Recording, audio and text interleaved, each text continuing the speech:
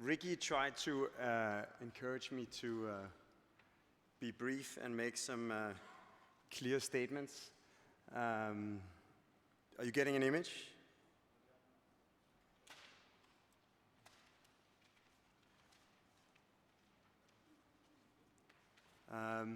So I'd like to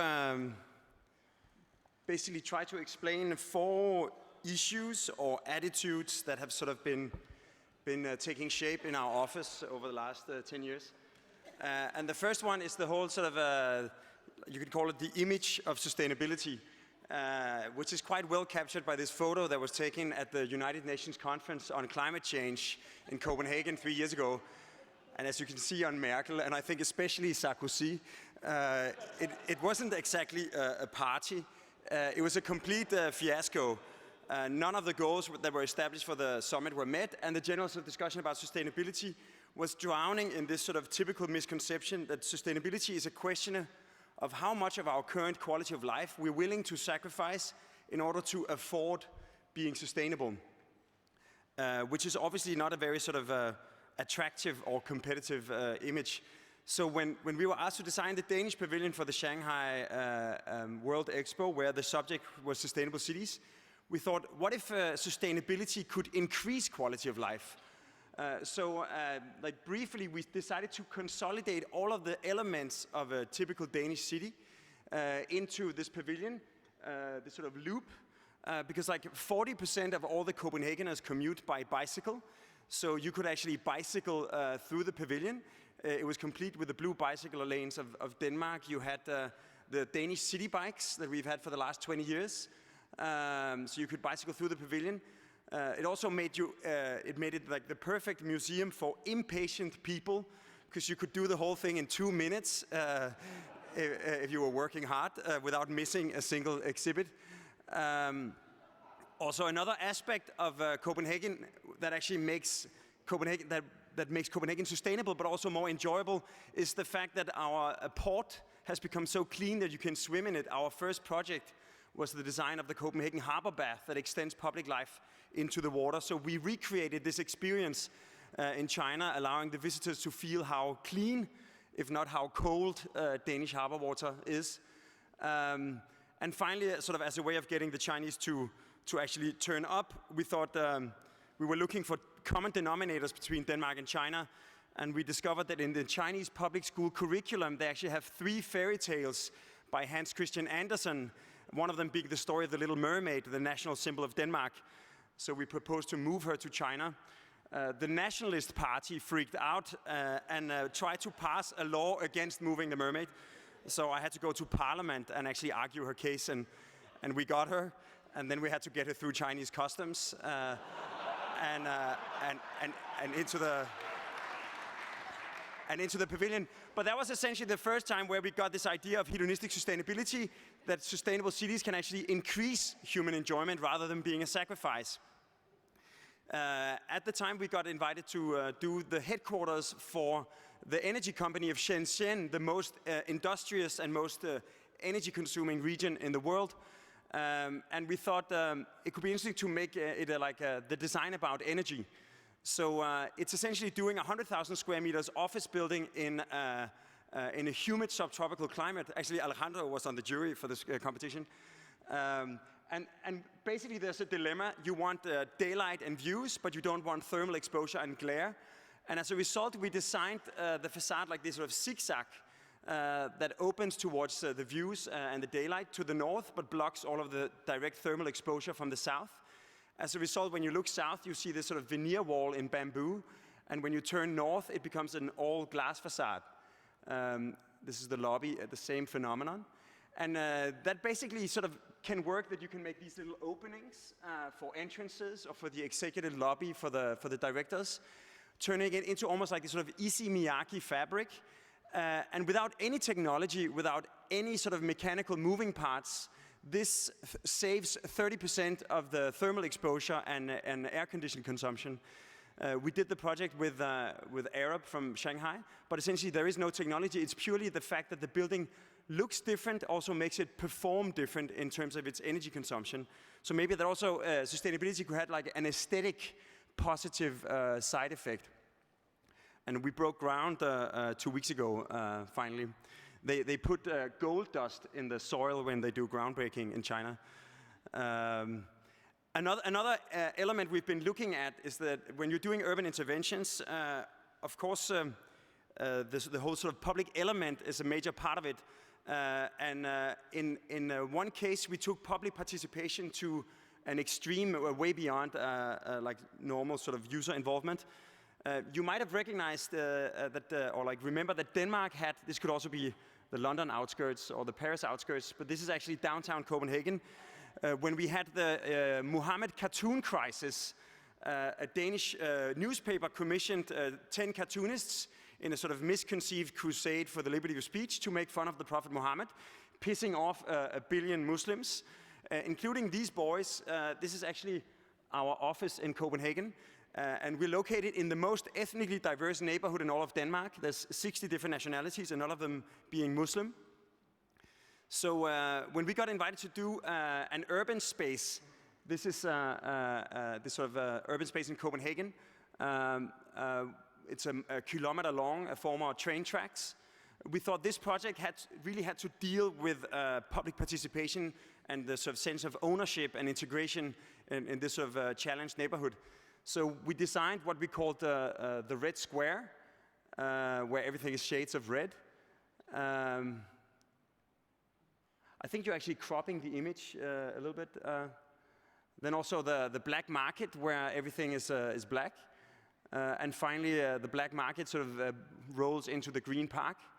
And then rather than sort of plastering this urban space with Danish design, we thought we could reach out to the sort of local community, almost like tapping into the global vernacular experience of the local residents, asking them to nominate elements from their other home countries. Almost creating this sort of global best practice. So through the local media and through a series of meetings, we had people nominate elements from their other home country. And the main point is that we don't eat Chinese food to be nice to the Chinese. It doesn't have anything to do with political correctness. It's because sometimes we want noodles. And the same thing, we don't put a Moroccan fountain in the middle of Copenhagen to be nice to Moroccans, but it's because they actually have this amazing tradition for architectural water features. From Jamaica, we have this like outdoor sound system that you can plug your iPod to. I know that the neighbors hate this part of the project. And then almost like in an art exhibition, we put in these little signs on the ground that actually say in Danish and the local language what it is and where it's from. We have this like a mussel beach that combines elements from Thailand, India, Iraq, and Turkey. Also, like different cultures have different specialties. There's a litter box from England, cast iron, and also this sort of pedestrian signal. Like this bollard is from Ghana. It's Denmark, so we need a lot of bicycle parking. This rainbow is from Finland. Even down to the signage. This is the sign on the Red Square. It's the actual sign from the Red Square. This is a bus stop from Kazakhstan, which is like way cooler than the typical Danish bus stop. We did this elephant from Ukraine. We had to make a copy because the original was from Chernobyl and was radioactive. And even down to the manhole covers, because the majority of the immigrants are Islamic background. From Tel Aviv, we have this nice manhole cover that we think is pretty much indestructible. We even found palm trees in China that grow in Danish climate. So it became this sort of almost like a safari into sort of urban diversity. And I think when you look at the benches, it's almost like a cultural study. From Mexico, you have a love seat where the people sitting next to each other can actually look each other into the eyes. From Belgium, a bench where everybody looks away from each other. So like you have like this sort of almost like a little display of different cultures. Finally, down to the lighting. As a way of creating these colorful lights, one of the main reminders that you're in a foreign culture when you're traveling is actually the advertisement. So as these sculptural colorful lamps, we have neon signs that advertise stuff you can't buy in Denmark. You even have Osborne the Bull from Spain. My favorite one is this. It's a dentist from Qatar. And of course, on the red square, you have this sort of ensemble of former Soviet and communist ads. We actually, together with Superflex, the artist group, we made an app that actually tells the story behind each of these elements. That brings me to the last idea that we're sort of looking into right now is the sort of notion of social infrastructure.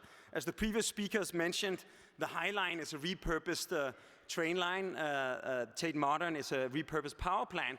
So there seems to be this law of nature or cities that the infrastructure of the industry of the past gets reinvented as the infrastructure for culture and leisure of the present. One example is in Vancouver, right where Granville Bridge hits downtown. Our client had found this site that was like a wasteland shredded into pieces by the bridge above. We wanted to sort of try to densify it. We started mapping the simple inhibitions of the site, setbacks from the streets, setbacks from the bridges. Then the city has made a rule that they don't want anybody looking straight into heavy traffic. So there's a 30-meter setback from the highway. Then there's a park where we can't cast shadows. So finally we're left with this sort of tiny triangle, 600 square meters, that's actually too small for development. But since our client owns all the land and the 30 meters has to do with doing minimum distance, as soon as we get clear of the highway, we can sort of come back out, maximize the amount of the nicest apartments. So when you drive over the bridge, it's almost as if someone is pulling a curtain aside, sort of a welcome to Vancouver. And underneath the bridge, we tried to see if we could actually create a lively community with sort of shops and offices, and actually exploiting the underside of the canopy as a good thing. Almost like the High Line in reverse, because cars still drive on top. And one of the things we discovered is that there's a lot of nice photo artists in Vancouver, and Jeff Wall and Rodney Graham started actually using light boxes for their photos. So we proposed to turn the underside of the bridge into this upside down art gallery, almost like the 16th Chapel, but of contemporary art underneath a highway bridge. So as a way of starting to sort of reinvade these sort of leftovers of infrastructure. And that leads me to the last project that somehow maybe takes this idea of, rather than just reappropriating the infrastructure of the past, maybe you can make new hybrids where sort of public and private investment, utility and culture can actually be sort of coinciding proactively. We got invited by the 10 municipalities of metropolitan Copenhagen to look at a master plan for the future, looking at a new train line connecting them around the outskirts of Copenhagen. And we thought, if we want to look at the future of Copenhagen, we can't just look at the outskirts or even just at Denmark. On the other side, we have Sweden, connected by the bridge between Malmö and Copenhagen. It's the most prosperous and most sort of densely populated part of Scandinavia. And by adding a small 5-kilometer bridge to the north, we can turn it into a single metropolitan loop where no area is further away than 40 minutes by public transport. It also connects all of the best businesses in the region. And by making a binational urban master plan, we can also introduce pink in a flag for the first time. But more importantly, it's exactly the same size as the San Francisco Bay Area. And the general philosophy is that it's not just an infrastructure for transport, it's also a smart grid that combines the hydroelectricity of Sweden with the wind power of Denmark, waste management, water management. And the general idea is that infrastructure is always combined with programs for culture, commerce, or education. And as the first sort of specific building we're doing within the Loop City, as we call it, we got invited to do a project on the waterfront of Copenhagen. It's not going to be an opera house. It's going to be a power plant that makes energy and district heating out of trash. Essentially, a ton of trash is almost the same as 2 barrels of oil. But it's a big, ugly box. It has to be close to the city for the sanitation and for the district heating grid. It's going to be the tallest and biggest building in all of Copenhagen. It's going to be right next to the marina and right next to where the local boys go water skiing. And speaking of skiing, in Denmark we have snow, but we have no mountains. But we do have mountains of trash. So people actually go 6 hours by car to Branäs in the south of Sweden. Because of the sheer magnitude of this power plant, we can do 2/3 of Branäs on top of this building. So we designed the roof as this sort of continuous roofscape, where you actually get a green, a black, and a blue ski slope on the roof of it. So miraculously, we won the competition based on this idea. So from 2016, you have to watch out for Danish skiers in alpine competitions, because now we can actually practice. And you know, we started doing this sort of very modular facade that filters daylight into the building. So the building almost becomes like this man-made ecosystem that harvests the local resources, turning it into a single sort of man-made ecosystem of heat, flow of trash, water, electricity, district heating. And as a last element, and maybe to wrap up, this is going to be the cleanest waste-to-energy power plant in the world, but it still has CO2 emissions, very little, but it still has a certain amount. And together with Realities United from Berlin, we designed the mouth of the chimney as this chamber that compresses CO2. And when there's 200 kilos of CO2, the chimney puffs a gigantic smoke ring. And essentially, on one hand, we like it that it's sort of the ultimate artistic expression of hedonistic sustainability, that something that used to be a problem turned something playful. But I think more importantly, one of the main drivers of behavioral change is knowledge, that if people don't know, they can't act. And nobody really understands what a ton of CO2 is. It's this abstract, untangible, ungraspable thing. In 2016, if you come to Copenhagen, all you have to do is count the smoke rings. And when you counted 5 of them, we have just emitted 1 ton of CO2. So it's this sort of almost like exercise in extreme sort of transparency. So just to sort of sum up the 4 ideas, like this idea that to focus on sustainable ideas that can actually increase life quality to make it desirable and not just mandatory. To find ways of engaging the public to actually contribute to the aesthetics of the city. This idea of exploring new hybrids between public and private investment, utility and culture. And finally, to quote Littlefinger from Game of Thrones, knowledge is power, that if you can actually sort of make these like abstract elements very concrete, you also provide information to make sort of informed decisions about the future.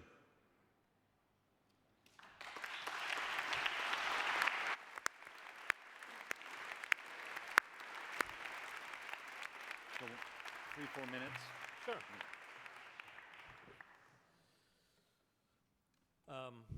Thank you, Bjarke. That was immensely fun and entertaining and interesting. But I have to ask you about the park, which looks. I'm sorry, I haven't seen. So I'm going to ask this in an aggressive way. What's the difference between it and Epcot or Disneyland, a small, ironic version of it? In other words, what actual social change does it enact? Yeah, I think it's a question of authenticity. The fact that these are actual everyday objects from the citizens that actually live there, other element of everyday. So for them, it's actually sort of this sort of recognition that, in a way, this urban space becomes a much more truthful portrait of contemporary Copenhagen, rather than sort of petrifying some kind of a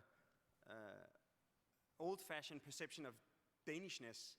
It actually truly reveals the sort of cultural diversity of contemporary Copenhagen. And that's also what, in the end, there is no irony. There's maybe a little bit of humor, there's maybe surprise and almost surreal juxtaposition, but also surprisingly, when you go there, it became much more tasteful in a way than we had imagined. Like we thought, okay, we're gonna like resign any kind of authorship and just like let the dogs loose. But in a way, it has authenticity, and also when you go there, you see that it's actually being used. And the burqa ladies look as you know, integrated as the skateboard kids and as the senior citizens. So, I mean, therefore, did you conceive it as a kind of space that would? You showed first signs of protest after the cartoons. I mean, did you see it as a space that actually would be politicized in some way, or just simply, as you say, a form of acknowledgement of multicultural reality in Denmark? I mean, I think it's almost like sort of an extreme exercise in inclusion. I think one of the core fundamental aspects of urbanity is that it's an exercise in having a lot of different people from a lot of different backgrounds, a lot of different cultures, languages, age groups, gender, whatever, cohabiting a limited amount of space. And rather than subjecting it to some kind of a uniform regime, this became an exercise in, okay, what does it actually look like if there's space within this master plan for everybody to realize their desires in a way. And also as a collaboration, it was a collaboration between us, Topotech, a landscape architect office, and an artist group, Superflex. And also for us, it became quite easy to collaborate. Normally you would have like everybody fighting over the crayon, but here there was actually space for everybody to fulfill part of their desire on the condition that they would also leave space for everybody else to have their fantasies come true. Can I just ask you a final question about how do you get these projects accepted? I mean, there's something about the presentations at this table today where the notion of energy, electricity, comes down to the individual. I mean, we've seen it, right? In the way you talk about things. I mean, that last project, how the hell do you convince people to put quite a lot of money into that? How much are you therefore, in an interesting way to us, leveraging this discussion that this conference is having about the electric city, about the potential of the digital age, in such a way that you're sort of buying into a sort of sense of guilt, which I think is a very Northern European notion. Okay, let's spend more money, but we're blowing 5 things up in the air and everyone is informed. But literally, how do you convince them? I think, specifically the smoke rings, there was like a small element of an art budget. I think they had foreseen... The bigger, not just the whole thing. Yeah, but exactly. No, but I think it's actually because we have, over the last maybe decade or a bit more, been very sort of active in the public debate about architecture in Denmark, because all of our projects have arrived with a journalistic angle, if you like, where the project is not just some kind of fait complete. We've been very open about what are the criteria that this project addresses, what are the concerns and demands of sort of everyday Danes that this project actually manifests. And in that sense, I think we have slightly twisted the realm of possibility in Denmark. So I think 10 years ago, we could not have submitted a power plant with a ski slope on the roof and expected to be taken serious. Specifically, the first project we did in Copenhagen was a proposal with a major Danish theater group to make the Royal Danish Theatre on a barge that would make it capable to tour in the summer and visit the provincial cities, because you always have this provincial debate that they complain about spending all the money in Copenhagen. That was like discarded in round 1 in the competition. They would never even look at it because it was like it was a sailing theater. But I think had we put it out now, it would have been met with more careful consideration that maybe these guys actually did the homework. So in a way, you're helping shift that paradigm also of decision making. We need to move on to the next session, but I'm just thinking, if there's one word which sums up each of your presentations, I mean, is yours about assemblage? What's the one word? What's the one word? No, because it was very powerful. You were saying assemblage or... Assemblage is maybe one of the words. I'm not sure. Legibility. Legibility. I don't say it. Legibility. Yours? Not hedonism, it's obvious. I don't know. Concreteness. Okay. Can you please thank these wonderful speakers?